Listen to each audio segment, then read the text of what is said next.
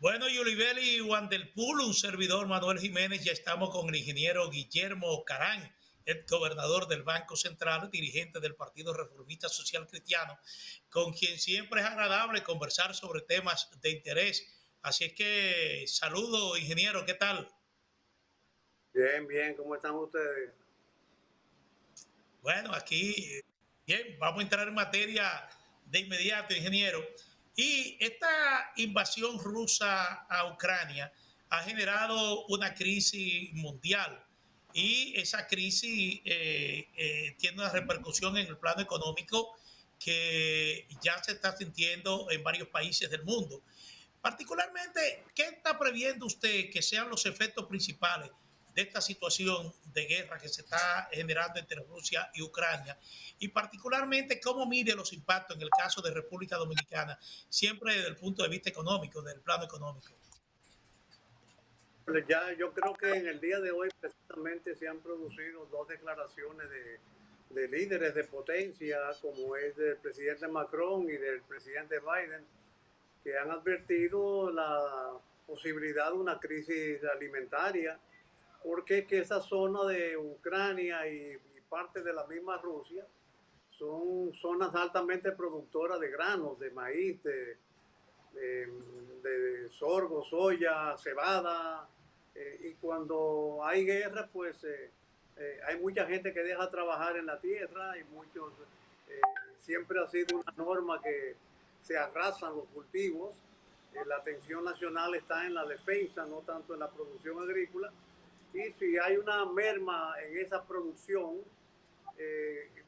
de una zona que produce un gran porcentaje de la oferta mundial de granos, pues lógicamente la tendencia es inicialmente a la escasez y posteriormente al aumento de precios. Y eso es lo que estamos observando. Ténganse en cuenta que mucha industria alimenticia dominicana se alimenta de granos importados, la industria avícola, la industria por la porcicultura, la misma industria ganadera. En fin, hay muchos productos importados que sirven para alimentar a la industria productores de alimentos para aves, ganado y cerdos. Entonces la amenaza es real. Yo creo que hay que tomar previsiones. Siempre, por supuesto, es una responsabilidad de los gobiernos tomar precauciones ante contingencias previsibles. Y ahora esa contingencia está más previsible que antes. Buenas tardes, don Guillermo. Poder compartir con usted aquí en Propuesta de la Noche y que pueda compartir con nosotros y los televidentes de este programa sus conocimientos. Usted sabe que el turismo ha significado mucho para la economía dominicana. Sin embargo, se ha advertido de que esta crisis y guerra que se ha generado entre Ucrania y Rusia pudiera impactar directamente en el comportamiento de este sector tan significativo para la economía dominicana. En su experiencia, ¿cuál pudiera ser la situación que genere y abordar también el comportamiento que ha tenido este sector en lo que va en el primer trimestre del año 2022? Bueno, indudablemente el flujo de turistas, tanto procedentes de esas dos zonas, de Rusia y de Ucrania, que vienen turistas de esa zona, pues va a minorarse. Además de que el clima de guerra que se va a respirar en el mundo, si es que esta situación se prolonga y no se le encuentra una solución político-diplomática, eh, pues la gente va a tender a ser más comedida en los viajes. Si es que también no se produce el efecto contrario de que la gente sale huyendo de las zonas en conflicto. Porque es muy importante que ustedes sepan, recuerden, yo sé que lo saben, que en economía hay mucho el concepto de efectos inesperados, resultados inesperados. Tú a veces apuestas y predices una cosa, pero la reacción de la población es otra.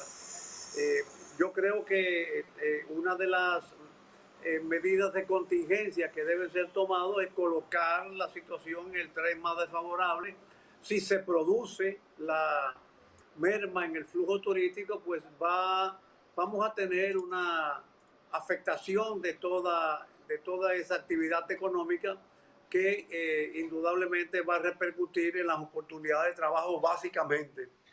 Porque de otro orden también hay que ver que si disminuye el turismo, disminuye la demanda de productos alimenticios y en consecuencia la presión sobre los precios no va a ser tanta como si se mantuviera creciendo la oferta turística como hasta ahora ha venido creciendo.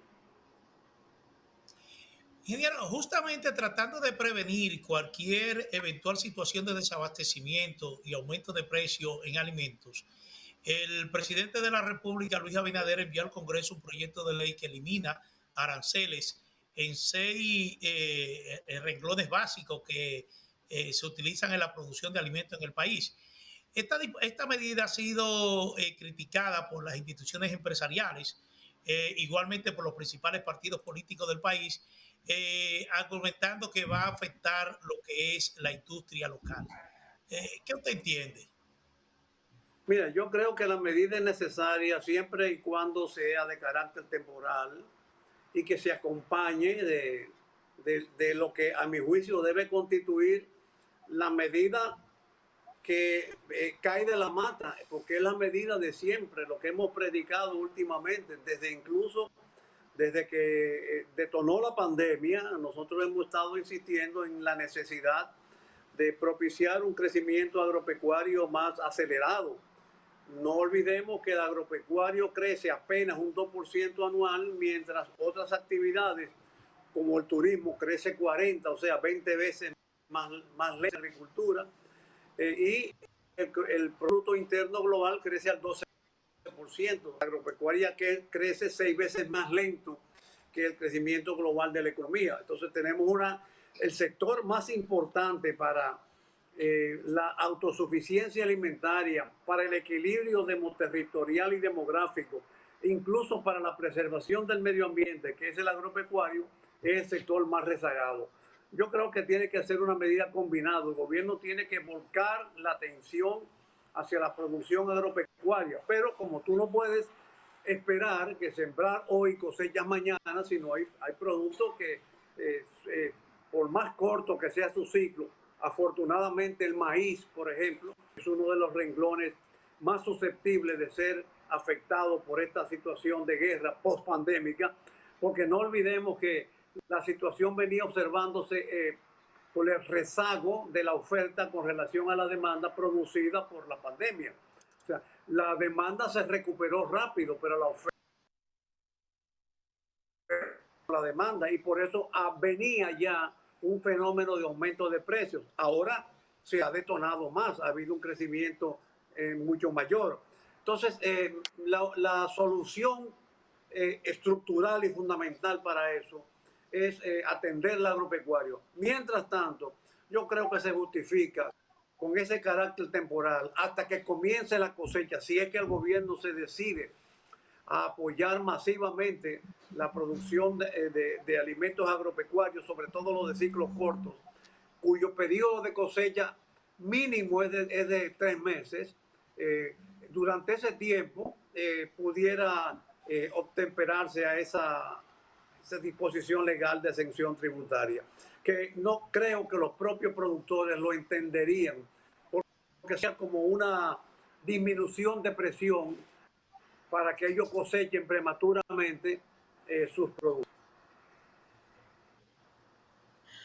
Don Guillermo, en el día de ayer, la Asociación de Administradoras de Fondos de Pensiones anunció una disminución que hubo en las inversiones de aproximadamente 72.3 millones de pesos. Esto ligado a un clamor de la población que viene desde el año 2020 de la entrega del 30% de los fondos de pensiones, ha generado un gran revuelo. Primero, saber su opinión sobre esta reducción como especialista incluso en estos temas.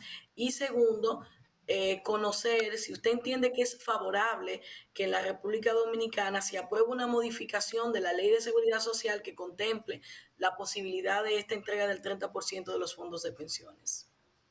Mira, yo creo que el sistema de seguridad social está conspirando contra sí mismo y está en una especie de aislamiento con relación a los reclamos sociales que llegan incluso a legitimizar lo que es ilegítimo, como es el caso, ilegítimo e ilegal, como es el caso del reclamo del 30%, que por cierto no lo están reclamando quienes tienen depósitos, sino le está reclamando un sector político que no tiene ahorros en el sistema de pensiones.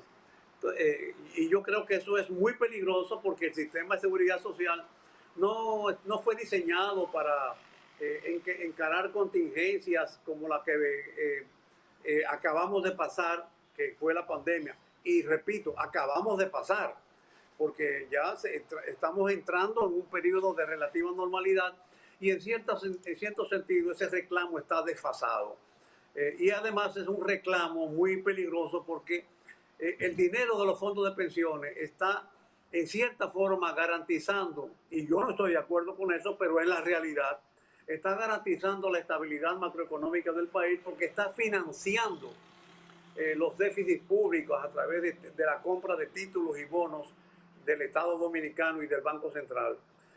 Sacar de golpe el 30% es inundar el dinero ordenado por ley, inundar el dinero de pesos dominicanos que le van a caer atrás a comprar dólares y van a aumentar la tasa de cambio y a magnificar la inflación y a desestabilizar la economía dominicana.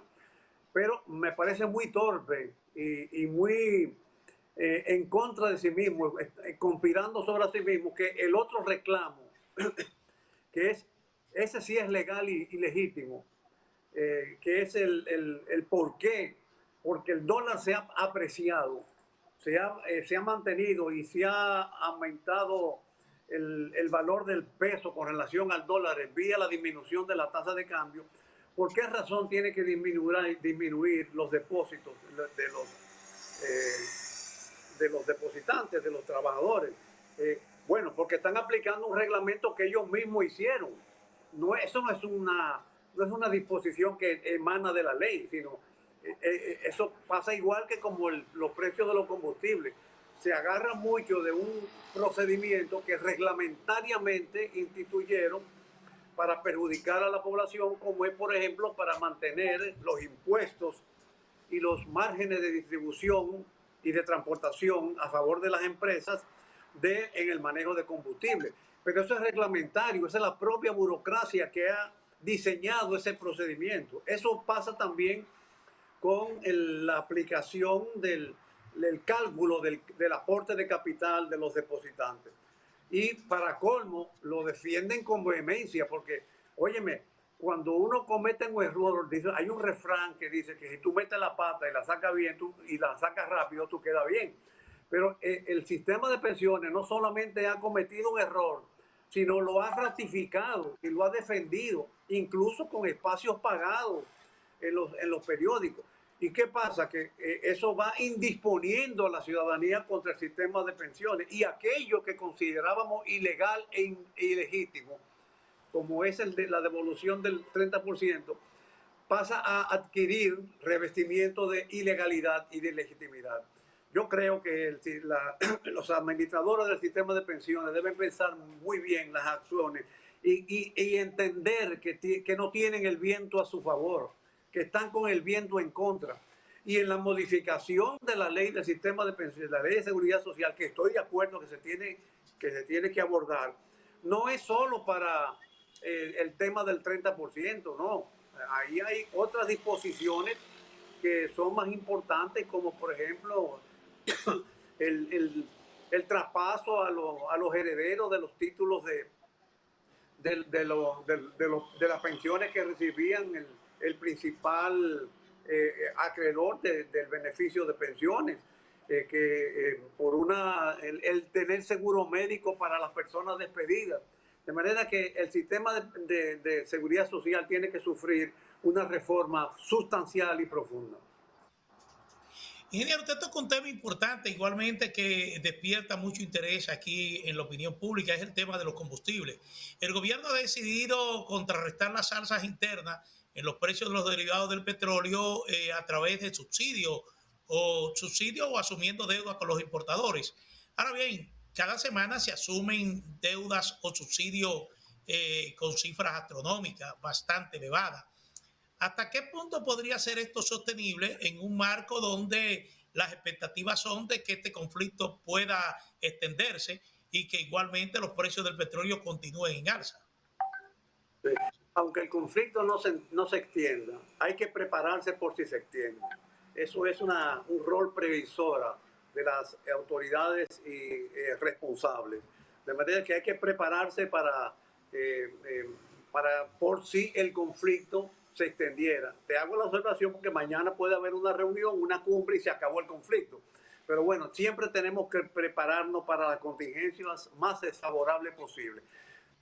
No me satisface, no me inscribo en la solución aportada por el gobierno, que de hecho es una solución válida solamente para el precio del petróleo sobre $115, que prácticamente tú puedes considerar que ya está superado, de manera que la famosa previsión gubernamental está cayéndose. Yo me hubiera inclinado por otra vía, yo me hubiera inclinado por la vía que ya te insinué en la respuesta anterior.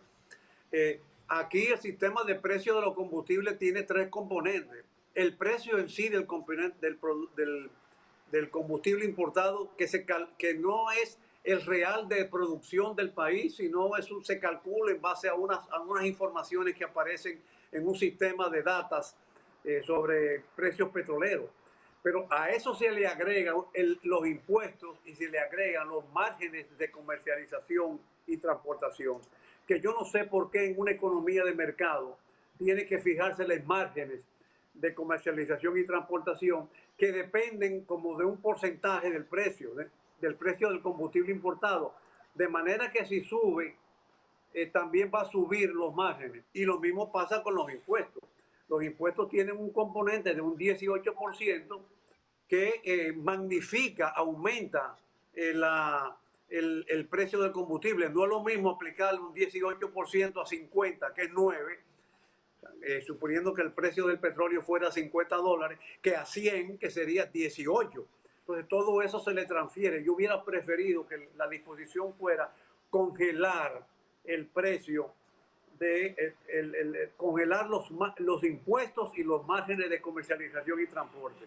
Así no hubiera necesidad de ese famoso subsidio entre comillas, porque es un subsidio contable, porque el gobierno se queja mucho de que está subsidiando, lo cual significa como dar dinero que previamente ha quitado por un impuesto injustamente aplicado.